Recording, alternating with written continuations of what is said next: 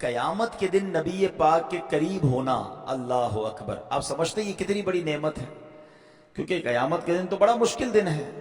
آج ہم سب پیاسے ہیں اور ابھی افطار میں کچھ دیر باقی ہے، حالانکہ موسم گرم نہیں ہے، مگر پھر بھی پیاس لگ رہی ہوگی، پھر بھی کمزوری محسوس ہو رہی ہوگی۔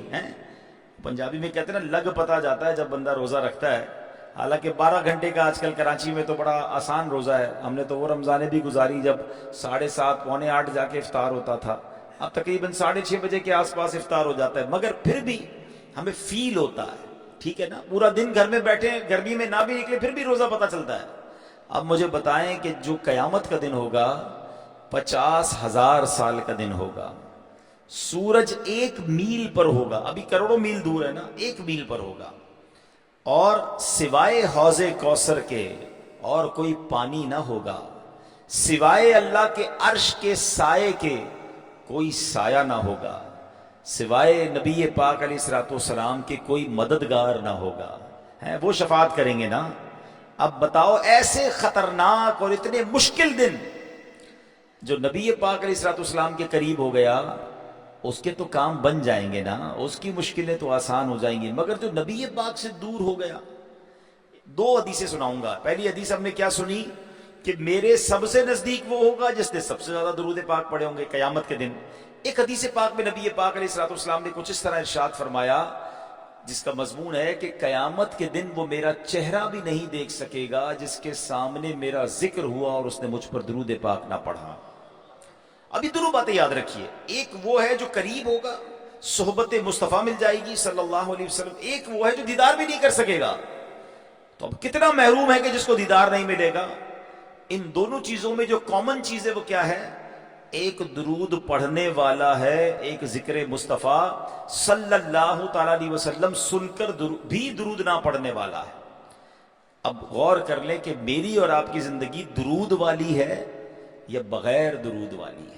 قیامت کا دن ہم سب نے فیس کرنا ہے، تو آج پہلا رمضان ہے نا، آج سے نیت کر لیں کہ انشاءاللہ اب روزانہ کثرت کے ساتھ درود پاک پڑھیں گے انشاءاللہ۔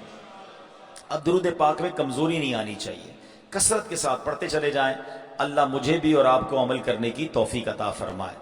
ایک بار محبت کے ساتھ درود پاک پڑھ لیں، صلو علی الحبیب صلی اللہ تعالی علی محمد صلی اللہ علیہ وسلم۔ آج میں انشاءاللہ قرآن مجید فرقان حمید سے ایک ایسا واقعہ آپ کو سنانا چاہتا ہوں جو آپ نے ہو سکتا ہے پہلے بھی کئی بار سنا ہوگا، اور چونکہ پہلا روزہ ہے تو میں نے سوچا کہ قرآن پاک کی سب سے بڑی سورت، اور جو بالکل شروع میں آتی ہے سورہ فاتحہ کے بعد دوسری سورت ہی وہ ہے، اور وہ سورہ بقرہ ہے۔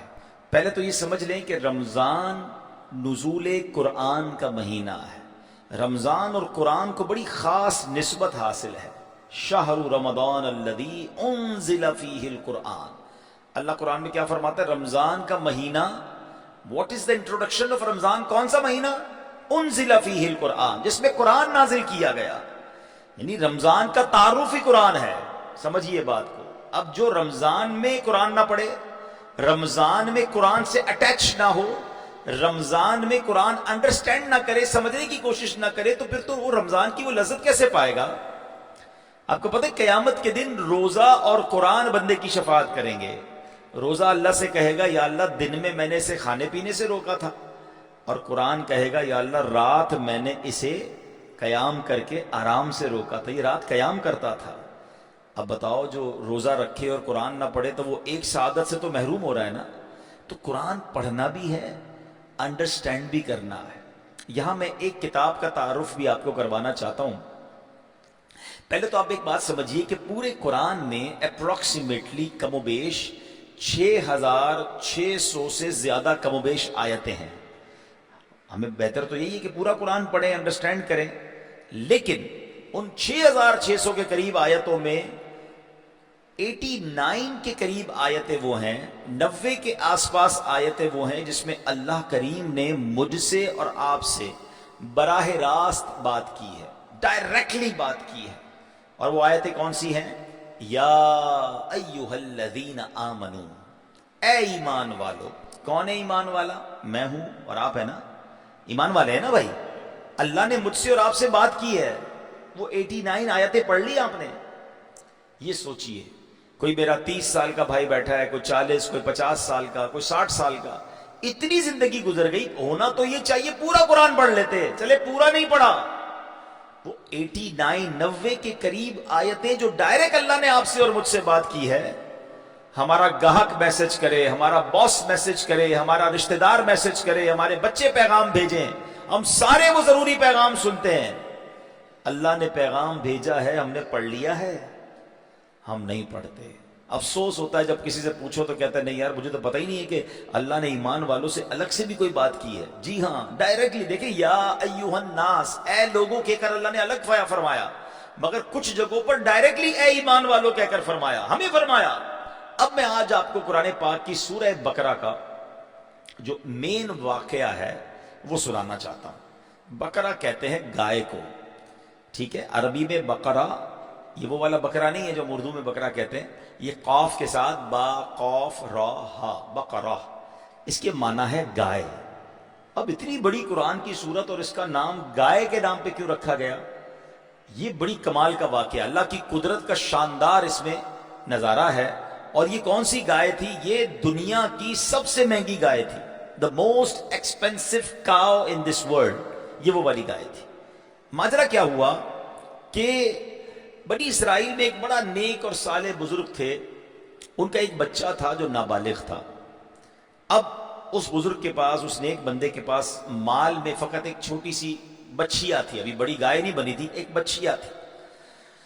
ان بزرگ نے کیا کیا کہ دیکھا بچہ چھوٹا ہے، سنبھال نہیں سکے گا، ایک جنگل میں گئے اور اللہ کی بارگاہ میں دعا کی کہ اللہ یہ گائے میں تیرے سپرد کرتا ہوں، جب بیٹا بڑا ہو جائے تو اے امانتوں کو سنبھالنے والے میرے بیٹے کو یہ گائے واپس لوٹا دینا. اللہ کے بھروسے وہ گائے اس نے جنگل میں چھوڑ دی کہ میں تیری امانت میں دیتا ہوں. کچھ دنوں کے بعد ان کا انتقال ہو گیا. بچہ ابھی چھوٹی عمر تھی. اب تھوڑے عرصے کے بعد وہ بچہ بڑا ہو گیا، جوان ہو گیا، تو اس کی ماں نے کہا کہ بیٹا تمہارے والد نے تمہارے لیے ایک امانت چھوڑی اللہ کی بارگاہ میں، جاؤ اور جا کر جنگل کے پاس جا کر دعا کرنا تو انشاءاللہ وہ تمہیں جو ہے وہ مل جائے گی گائے واپس. بچہ تھا بڑا نیک. اس کی روٹین کیا تھی کہ وہ ماں کی بڑی خدمت کرتا تھا، وہ سارا دن لکڑیاں کاٹتا تھا جنگل سے، اور اس نے اپنی کمائی کے 3 حصے کیے ہوئے تھے. وہ کیا کرتا تھا کہ 1/3 ایک تہائی اللہ کی راہ میں صدقہ کرتا تھا، 1/3 اپنی ماں کو دے دیتا تھا، یعنی تیسرا حصہ، اور 1 حصہ اپنی ذات پہ خرچ کرتا تھا. اور رات کے بھی 3 حصے کیے تھے، 1 حصہ عبادت کرتا تھا، 1 حصہ آرام کرتا تھا، اور 1 حصہ ماں کی خدمت کرتا تھا. دن تو سارا دن لکڑیاں کاٹتا تھا، نیکوکار بھی تھا، صدقہ بھی کرتا تھا. اب جب اس نیک بچے کو ماں نے کہا نا کہ بیٹا جاؤ جنگل میں اور جا کر اللہ سے دعا کرو تو تمہیں گائے مل جائے گی، تو دعا کیا کرنی تھی؟ اے ابراہیم اور اسماعیل اور حضرت اسحاق علیہ السلام کے خدا، تو میرے باپ کی سونپی ہوئی امانت مجھے واپس دے دے. اور اس بچیا کی نشانی یہ ہے کہ وہ پیلے رنگ کی ہے، ماں کہتی ہے، اور اس کی خال اس طرح چمک رہی ہوگی گویا سورج کی کرنیں اس سے نکل رہی ہیں. سن کر لڑکا جنگل میں گیا، جا کر دعا مانگی. ایسا ہی ہوا، ایک گائے دوڑتی ہوئی اس کے پاس آ گئی، بڑا خوش گھر لے آیا. ماں نے کہا بیٹا اب ایسا کرو، بازار میں جاؤ اور بازار میں اس کو 3 دینار میں فروخت کرنا، لیکن کسی گاہک کو میرے مشورے کے بغیر مت دینا. وہ بچہ بازار میں گیا، ایک گاہک آیا، اس نے کہا کتنے کی دینی ہے؟ تو کہا 3 دینار کی. کہا نہیں، میں تمہیں 3 دینار سے زیادہ دوں گا مگر تم کسی سے مشورہ مت کرو، گائے مجھے دے دو. تو کہتا نہیں، ماں سے وعدہ کیا ہے، ماں کے مشورے کے بغیر تو تمہیں گائے نہیں دے سکتا. تو اس نے کیا کیا، واپس آیا، ماں کو کہا میں ایک بندہ آیا تھا، پیسے زیادہ دے رہا تھا مگر کہتا تھا مشورہ نہ کرو. تو ماں نے کہا بیٹا مجھے وہ فرشتہ معلوم ہوتا ہے، تم دوبارہ جاؤ اسی سے پوچھو بیچوں کہ نہ بیچوں. یہ بچہ پھر گیا اور جا کر اس نے اس سے مشورہ کیا کہ آپ ہی بتا دیں میں یہ گائے سیل کروں، بیچوں یا نہ بیچوں. تو اس نے کہا بیچنا نہیں، واپس جاؤ اپنے پاس رکھو، کچھ لوگ تمہارے پاس آئیں گے اس گائے کو لینے کے لیے، تم نے اس گائے کی قیمت یہ طلب کرنی ہے کہ اس کے چمڑے میں، یعنی جتنا اس کا وزن ہے نا، اس چمڑے میں جتنا گوشت ہے وہ نکال لے، اس پورے چمڑے میں سونا بھر کر دو گے تو گائے دوں گا. ہے نا عجیب بات، اتنا گولڈ کون دیتا ہے بھائی گائے کے بدلے؟ جتنا گائے کا وزن گویا اتنا ہی سونا. مگر فرشتے کا مشورہ تھا، گھر آیا، ماں کو بتایا، کہا ٹھیک ہے. اب اللہ کی شان دیکھیں کہ اس کا انتظام اللہ نے کیسا کیا. اس زمانے میں بندے بہت مالدار، اس زمانے کا بلینر تھا، اس کا نام تھا عامیل۔ اس بزنس مین کو اسی کے چچا کے بیٹوں نے، کزنز نے قتل کر دیا اور رات سناٹے میں جا کر لاش پھینک دی۔ صبح ہوئی تو اب قاتل کی تلاش شروع ہوئی کہ کس نے مار دیا اتنے بڑے آدمی کو، ہیں؟ اب کوئی قتل کا سراغ ہی نہ ملے۔ ڈھونڈتے ڈھونڈتے یہ لوگ پھر حضرت موسیٰ کے پاس آئے۔ حضرت موسیٰ کا ایکچولی وہ زمانہ تھا، تو حضرت موسیٰ سے آ کر کہا کہ وہ اتنے بڑے جو بزنس مین تھے، اتنے بڑے تاجر تھے، مالدار تھے، اس کو کسی نے مار دیا ہے، ہمیں پتہ نہیں چل رہا قاتل کون ہے۔ تو حضرت موسیٰ نے کہا اچھا ایسا کرو کہ ایک گائے ذبح کرو، اس کی دم یا زبان اس لاش پر مارو، وہ لاش خود ہی کھڑے ہو کے بتا دے گی کہ مجھے کس نے مارا ہے۔ سمپل فارمولا حضرت موسیٰ علیہ السلام نے دے دیا تھا کہ گائے ذبح کر کے اس کی دم یا اس کی زبان اس لاش پر مارو تو یہ کھڑی ہو جائے گی اور اپنا قاتل کا پتہ بتائے گی۔ اب سنو کیا ہوا، اس قوم نے ڈائریکٹلی حضرت موسیٰ کا حکم مانتے اور جا کے گائے ذبح کرتے، ان کا مسئلہ حل ہو جانا تھا۔ انہوں نے کہا نہیں ہمیں بتائیں گائے کیسی ہو۔ اب یہ پورا واقعہ قرآن اگر آپ سورہ بقرہ پڑھیں گے نا، وہ سوال کرتے گئے، حضرت موسیٰ جواب دیتے گئے کہ اس کا کلر یہ ہوگا، وہ دکھنے میں ایسی ہوگی، اس پر کسی نے سواری نہیں کی ہوگی۔ وہ کہتے حضور اور بتائیں، وہ پوچھتے گئے، آپ جواب دیتے گئے۔ وہ کہتے ہیں کمپیوٹر پہ اگر آپ سرچ کریں تو ایک ہوتی نیرو سرچ، جب آپ اس میں ڈالتے رہتے ہیں کہ مجھے یہ بھی چاہیے، یہ بھی چاہیے، یہ بھی چاہیے، تو وہ جا کے کمپیوٹر جا کر کسی ایک چیز کو جا کر بتاتا ہے کہ پھر پوری دنیا میں بھائی یہیں سے ملے گی۔ اب وہ سوال اتنے کر لیے انہوں نے کہ حضرت موسیٰ نے ہر چیز بتا دی کہ اس کا کلر کیسا ہوگا، دکھنے میں کیسی ہوگی، اس پر کسی نے سواری نہیں کی ہوگی، سب بتایا آپ نے۔ تو اب وہ لوگ گائے ڈھونڈنے نکلے۔ جب گائے ڈھونڈتے ڈھونڈتے پہنچے تو اسی نوجوان کے گھر پہنچے، جیسا حضرت موسیٰ نے بتایا تھا پورے ملک میں یا پورے شہر میں کسی کے پاس ایسی گائے نہیں تھی جو اس نوجوان کے پاس تھی۔ کہا ہمیں دے دو، کتنے میں دو گے؟ نارمل سودا تھا نا۔ کہتے جتنا اس گائے کا وزن ہے نا، اس کے چمڑے میں سونا بھر کے دو گے تو تمہیں دوں گا۔ حیران ہو گئے، مگر وہ آدمی بہت بڑا تھا، اس کی قاتل کو تلاش کرنا تھا، گائے یہی تھی، باقی کوئی تھی نہیں۔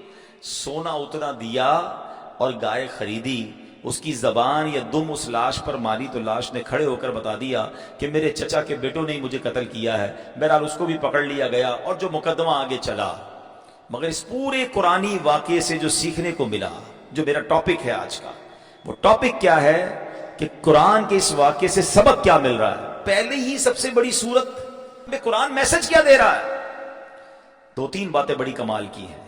پہلی بات تو یہ سیکھنے کو مل رہی ہے کہ ماں کی خدمت ہے، ماں کی دعا، اپنے والدین کے ساتھ جو اچھا سلوک کرتا ہے اللہ اسے کیسے نوازتا ہے۔ ایک چھوٹی سی گائے تو تھی، مگر اللہ نے اس گائے کی برکت سے اس بندے کو بلینر بنا دیا۔ اس زمانے کا کتنا بڑا مالدار بن گیا۔ وجہ کیا تھی؟ ماں راضی تھی۔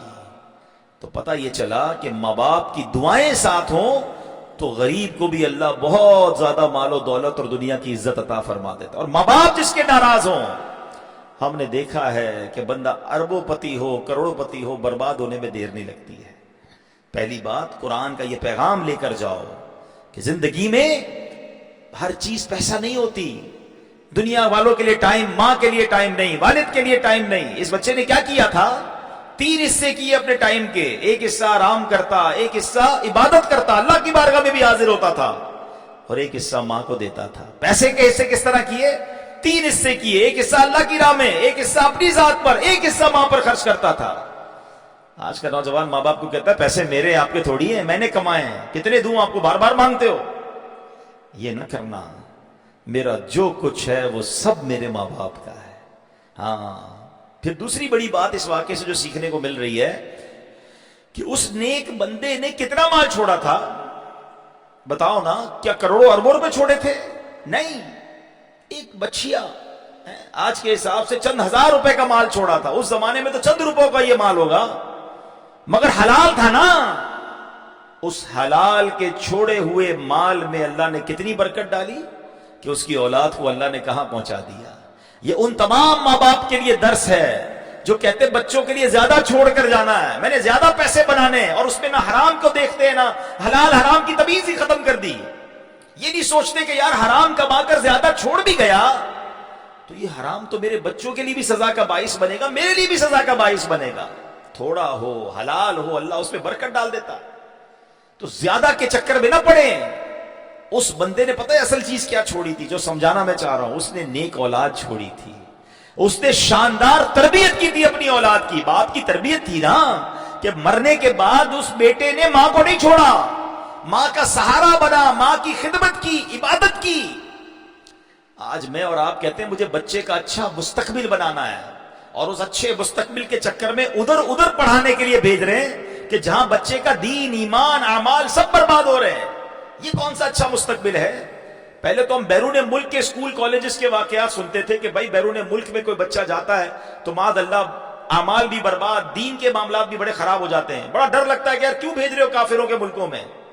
مگر اب تو جو ہمارے تعلیمی اداروں کا حال ہو گیا, آئے دن آپ خبریں سن رہے ہیں. میں کسی کا نام نہیں لیتا, پچھلے دنوں سوشل میڈیا پہ واقعہ بڑا مشہور ہوا نا کہ دو دوستوں نے نشہ کرنے کے معاملات اور پتہ نہیں لڑکی کے معاملات تھے کیا تھے, ایک نے ایک کو جلا دیا. اور یہ پہلی بار نہیں ہوا ہے, ہر تھوڑے دنوں بعد آپ یہ کون ہوتے ہیں اسکول کالج کے پڑھنے والے, کہاں سے یہ نشہ مل رہا ہے, کہاں سے یہ سپلائی ہو رہی ہے. ہم ماں باپ تو آنکھیں بند کیے ہوئے. آج تو نہ جانے بھائی میرا بیٹا فلاں کالج فلاں یونیورسٹی میں جا رہا ہے, کدھر جا کر پڑھ رہا ہے یا بگڑ رہا ہے, اس کی صحبتیں کیا ہیں. یہ بوائے فرینڈ گرل فرینڈ جو کلچر بڑھتا جا رہا ہے, اور جس طرح یہ کو ایجوکیشن میں شرم نہیں آتی ان ماں باپ کو جو اپنے بچوں کو, جوان لڑکی کو جوان لڑکے کو ایسے اسکول میں بھیج رہے ہیں لڑکا لڑکی ساتھ بے پردہ بیٹھے ہوئے ہیں. یار آپ مجھے بتائیں, دو تار ملیں گے تو اسپارک تو ہوگا نا. آپ سوچ نہیں رہے آپ کیا کر رہے ہیں اپنی اولاد کے ساتھ, ان کی آخرت کے ساتھ بھی کھیل رہے ہیں. خدا کے واسطے سب سے بڑی دولت یہ ہے کہ میں دنیا سے جاؤں تو میرا بچہ نیک ہو, میرا بچہ نمازی ہو, میرا بچہ دیندار ہو. اس سے بڑا کوئی آپ نے سمجھ لیا وراثت نہیں چھوڑی ہے. آپ اربوں روپے چھوڑ کے جائیں اور اولاد ہی نیک نہیں ہے, شرابی ہے, معاذ اللہ برے کام کرنے والی ہے, وہ سارے آپ کے پیسوں کو عیاشی میں لٹا کے برباد کر دیں گے. اور آپ کو اللہ نہ کرے کہیں قبر میں بھی مارنا پڑے. سب سے پہلے توجہ اس بات پر دیں, بہترین مال یہ ہے کہ ہم اپنی اچھی اولاد کی تربیت کریں. تھوڑے دیر سے پہلے بھی میرا یہاں بیان تھا, میں نے جملہ کہا تھا کچھ نہ کر سکو نا تو کم از کم اپنے بچے کو 5 وقت کا نمازی بنا دینا. ہوگا کیا کہ میرا بیٹا 5 وقت رکوع اتحیات کے عالم میں قبلہ رو باوضو ہو کر ہر روز کئی بار اللہ کی بارگاہ میں یہ دعا کرے گا, ربنا اغفر لی ولوالدی وللمؤمنین یوم یقوم الحساب. یہ اصل سرمایہ ہے نا کہ میں مر جاؤں میری اولاد روز باوضو ہو کر اللہ کی بارگاہ میں میرے لیے دعا کرے. مگر آج دنیا کے بہت سارے معاملات سکھانے ہیں, ہمیں دین نہیں سکھانا ہے. تو یہ سورہ بقرہ کا پیغام ہے کہ اچھی تربیت چھوڑی, اللہ نے تھوڑے مال کو بڑھا دیا. حلال چھوڑا, اللہ نے اس تھوڑے حلال میں بہت ساری برکت ڈال دی. بچے نے ماں کا ادب کیا, اللہ کریم نے اس ماں کی دعاؤں کی برکت سے بچے کو کہاں سے کہاں پہنچا دیا. تو اے میرے پیارے اسلامی بھائیوں, قرآن کی سب سے بڑی سورت پکار کر یہ پیغام دے رہی ہے کہ حلال کمانا ہے, بچوں کی اچھی تربیت کرنی ہے. اور بچوں کے لیے پیغام اس صورت میں یہ ہے کہ کبھی اپنے ماں باپ کو نہیں ستانا ہے, اپنی ماں باپ کی دعائیں لینی ہیں. تمہیں انشاءاللہ آخرت کے دنیا اور آخرت میں ترقی سے کوئی نہیں روک سکتا. اللہ کریم سے میں دعا کرتا ہوں کہ مولا کریم ہمیں اپنے ماں باپ کی خدمت کرنے کی توفیق عطا فرمائے.